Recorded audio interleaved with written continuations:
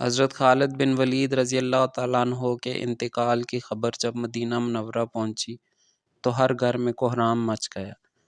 جب حضرت خالد بن ولید رضی اللہ تعالیٰ عنہ کو قبر میں اتارا جا رہا تھا تو لوگوں نے دیکھا کہ آپ کا گھوڑا اشجر جس پر بیٹھ کر آپ نے تمام جنگیں لڑیں وہ بھی آنسو بہا رہا تھا۔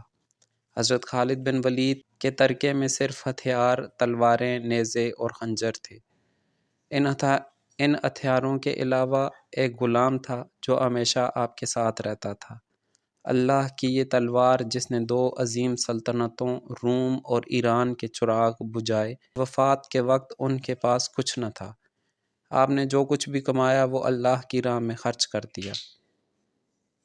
ساری زندگی میدان جنگ میں گزار دی۔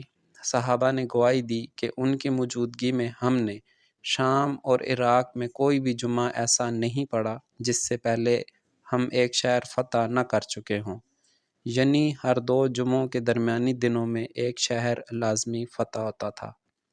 بڑے بڑے جلیل القدر صحابہ نے حضور سے حضرت خالد بن ولید کے روحانی تعلق کی گواہی دی۔